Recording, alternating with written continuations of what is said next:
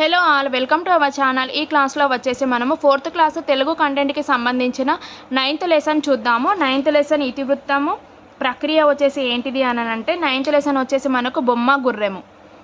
దీని ఇతివృత్తం వచ్చేసి పిల్లల స్వభావము, ప్రక్రియ వచ్చేసి ఇదొక కథ. నెక్స్ట్ దీంట్లో ఒక టాపిక్ ఉంది, ఎవరు నేను. దీని ఇతివృత్తం వచ్చేసి ప్రక్రియ, పర్యావరణం, ప్రక్రియ వచ్చేసి గేయము. నెక్స్ట్ బొమ్మ గుర్రం లెసన్ చూద్దాము. ఉద్దేశం వచ్చేసి పిల్లల మనసులోని భావాలను, ఇష్టాలను తోటి పిల్లలే అర్థం చేసుకోగలరు.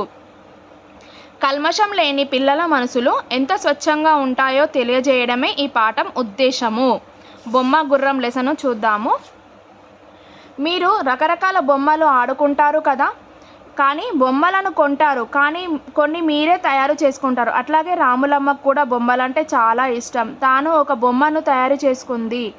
రాములమ్మకు ఇష్టమైన ఆ బొమ్మనే కావాలని ఇంకొక పాప అడిగింది. తర్వాత ఏమైందో చూడండి. అయితే అనగనగా రాములమ్మ అనే ఒక పాప ఉండేది. రాములమ్మ వాళ్ళ అమ్మ నాన్న రోడ్డు పక్కనే జీవించేవాళ్ళు. వాళ్ళకు ఒక బండి ఉండేది. ఆ బండి మీద అందమైన బొమ్మలు పెట్టి అమ్ముకునేవాళ్ళు. అయితే రాములమ్మ వాళ్ళ నాన్న పొడుగ్గా ఉండేవాడు. ఆయనకి పెద్ద పెద్ద మీసాలు ఉండేవి, తలపాగా చుట్టుకునేవాడు. రాములమ్మ వాళ్ళ అమ్మ ఎన్నో కుచ్చులున్న లెహంగా వేసుకునేది, గలగలలాడే ఎన్నో నగలు పెట్టుకునేది. ఆమె నడుస్తుంటే ఇవన్నీ సన్నగా శబ్దం చేసేవి. రాములమ్మ కూడా అమ్మ తీరుగా ఒక చిన్న గగ్గెర వేసుకుంది. అయితే రాములమ్మ తండ్రి సుత్తెలు, పట్టుకార్ల వంటి సామాన్లను తయారు చేసి అమ్మేవారు. ఏంటంటే సుత్తెలు, పట్టుకార్ల వంటి సామాన్లు తయారు చేసి అమ్మేవాడు. రాములమ్మ తల్లి బొమ్మల గుర్రం తయారు చేసేవి. ఆమె వాటిని రంగురంగుల బట్ట ముక్కలతో కుట్టేది. చిన్న చిన్న అద్దాలు, రిబ్బన్లు వాటిని సింగారించేది. ఇట్లా తయారు చేసిన గుర్రాలను ఆమె రోడ్డు పక్కన వరుసగా ఉంచేది. రాములమ్మకు ఆ బొమ్మ గుర్రాలంటే ఎంతో ఇష్టం. కానీ వాళ్ళమ్మ ఆ గుర్రాలను ముట్టుకనిచ్చేది కాదు. అవి నువ్వు ఆడుకునేటందుకు కాదు అనేది. నువ్వు వాటితో ఆడితో అవి మూసిపోతావి. నెక్స్ట్, అవి మాస్తే నేను వాటిని అమ్మలేను. అమ్మకపోతే మనకు పైసలు రావు. మరి మనం తినడానికి బియ్యం, పప్పు, కూరలు ఎట్లా కొనుక్కుంటాం చెప్పు. కావాలంటే నువ్వే ఒక చిన్న బొమ్మ గుర్రం చేసుకో అన్నది అమ్మ. ఇట్లా అనగానే రాములమ్మ ఎగిరి గంతేసి పని మొదలుపెట్టింది. రాములమ్మ తయారు చేసిన గుర్రం కాళ్ళు వంకరగా, తల ఒక పక్కకు వంగిపోయి, మొహం కూడా ఏదో రకంగా వచ్చాయి. అంతేనేం, రాములమ్మకు ఆ బొమ్మ గుర్రం అంటే ప్రాణం. వాళ్ళమ్మ చేసిన గుర్రాలను రోడ్డు పక్కన ఒక వరుసలో పెట్టేది. రాములమ్మ కూడా తన చిట్టి గుర్రాన్ని వాటి పక్కన నిల్చోపెట్టింది. ఒకరోజు ఎప్పటి వలె రాములమ్మ బొమ్మ గుర్రంతో ఆడుకుంటున్నది. ఇంతలో అటుగా ఒక ఆమె వచ్చింది. ఆమెతో ఒక చిన్న పిల్ల కూడా ఉంది. రాములమ్మంత వయసు ఉన్న ఆ పాప చేతిలో ఒక బొమ్మ ఉన్నది. ఆ బొమ్మ తన వద్ద ఉంటే బాగుండును అనుకున్నది. అయితే అమ్మ, నాకు ఆ చిన్న గుర్రం బొమ్మ కావాలి. రాములమ్మకు ఆ పాప అనడం వినిపించింది. అట్లనే కొందాం అన్నది వాళ్ళమ్మ. ఈ చిన్న గుర్రం బొమ్మ ధర ఎంత అని అడిగింది.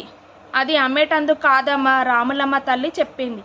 అది సరిగ్గా రాలేదు. మిగిలిన వాటిలో నుండి నీకేది కావాలంటే అది తీసుకో, అది బాగుంది కదా అని ఒకదాన్ని చూపించింది. పాప ఒప్పుకోలేదు. ఇదేం మంచిగా లేదు, నాకు అదే కావాలి. దాని మొహం ముద్దుగా ఉంది. పాప మంకు పట్టింది. దాని తల వంకరంగా ఉందమ్మా. రాములమ్మ తల్లి నచ్చజెప్పినాక తర్వాత ఏమైంది, వీటిలో నుండి ఇంకేదన్నా తీసుకో. రాములమ్మ తల్లి చెప్పింది. నాకు అదే కావాలి, ఇంకేది వద్దు. పాప ఏడుపు మొదలు పెట్టింది. అయితే నీకు ఎక్కువ డబ్బులు ఇస్తా, మా పాపకు ఆ చిన్న గుర్రానే ఇవ్వు అని పాప తల్లి అంది. సరే అయితే రాములమ్మ తల్లి ఒప్పుకుంది. ఇగో అంటూ రాములమ్మ గుర్రాన్ని ఆ పాపకిచ్చింది. ఇక్కడ ఇస్తుంది చూడండి. అయితే రాములమ్మ కండ్లల్లో నీళ్లు తిరిగాయి. అమ్మ చేసిన పెద్ద గుర్రం తనకు అవసరం లేదు. తను చేసుకున్న చిన్న గుర్రమే తనకు కావాలి.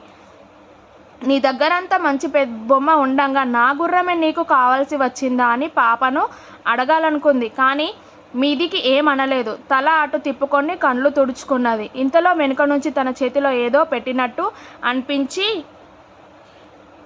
కిందికి చూసింది. అది బొమ్మ, అందమైన బొమ్మ. ఏడవకు అన్నదా పాప. నువ్వు నా బొమ్మ తీసుకో. రాములమ్మ వైపు చిరునవ్వుతూ చూస్తూ మెల్లిగా చెప్పింది. నిజంగా నీ గుర్రం చాలా బాగుంది అని చెప్పింది. రాములమ్మ తన చేతితో ఉన్న బొమ్మ దిక్కు చూసింది. బొమ్మ మంచుగున్నది. గుర్రం బొమ్మ ఎప్పుడైనా చేసుకోవచ్చు. కన్నీళ్లు శుభ్రంగా తుడుచుకొని పాప వైపు చూసి రాములమ్మ కూడా నవ్వింది, టాటా చెప్పింది. దీని మూలం చిల్డ్రన్స్ బుక్ ట్రస్ట్ దీప అగర్వాల్ అన్నట్టు. చిల్డ్రన్ ట్రస్ట్ దీప అగర్వాల్. ఈ లెసన్లో ఉన్న గ్రామర్ పార్ట్ గురించి చూద్దాము. భాషను గురించి తెలుసుకుందాం. కింది పేరాను చదవండి, ఫుల్ స్టాప్ కామా గుర్తులు సరైన చోట గుర్తించండి. నెక్స్ట్ ఇక్కడ కింది పేరాను చదవండి, క్వశ్చన్ మార్క్ గుర్తు చూడండి. రవి సెలవుల్లో తాతయ్య గారి ఇంటికి వెళ్ళాడు. దారిలో గోపయ్య ఎదురయ్యాడు. ఎవరు బాబు నీవు? ఇక్కడ క్వశ్చన్ మార్క్. ఎవరింటికి పోవాలి? Question mark. నీ పేరేమిటి? Question mark. క్వశ్చన్ మార్క్కి సర్కిల్ చేయమన్నారు. మీ ఊరు ఏది? క్వశ్చన్ మార్క్ అంటూ ప్రశ్నించాడు. రవి చిరునవ్వుతో జవాబు చెప్పాడు. పిల్లలు, నేను ఇక్కడ ఈ క్వశ్చన్ మార్కు చేశాను కదా, వాక్యం చివర ఉంటానని గుర్తించారు కదా, నన్ను ప్రశ్నార్థక చిహ్నం అని అంటారు. క్వశ్చన్ మార్క్ని ఏమంటారు? ప్రశ్నార్థక చిహ్నం అంటారు. దీనినే ప్రశ్నార్థక వాక్యాలు అని కూడా అంటారు. నెక్స్ట్ ఇక్కడ చూడండి, ఇక్కడ ఈ గుర్తు ఉంది కదా, దీన్ని ఉన్న చోట సర్కిల్ రాయమని చెప్పారు. ఇక్కడ సర్కిల్స్ ఉన్నాయి కదా. పిల్లలు, నేను ఈ గుర్తును వాక్యాల చివర ఉంటానని గుర్తించారు కదా, నన్నేమంటారో తెలుసా? నన్ను ఆశ్చర్యార్థక చిహ్నం అని అంటారు. ఏమంటారు? ఆశ్చర్యార్థక చిహ్నం అని అంటారు. ఈ గుర్తు చివర గల వాక్యాలను ఆశ్చర్యార్థక వాక్యాలు అంటారు. అంటే సంబోధన, ఆశ్చర్యం, సంతోషం, భయం మొదలైన భావాలను తెలిపే పదాల తర్వాత కూడా నన్ను ఉపయోగిస్తారు. ఏంటేంటి? సంబోధన మాట్లాడేటప్పుడు ఆశ్చర్యము, సంతోషం, భయం మొదలైన భావాలు తెలిపే పదాల తర్వాత కూడా నన్ను ఉపయోగిస్తారు. ఏంటి? ఆశ్చర్యార్థకం. ప్రశ్నార్థకం ఎప్పుడు? వాక్యం చివరన ఉపయోగించేది ఏంటి? ప్రశ్నార్థకము.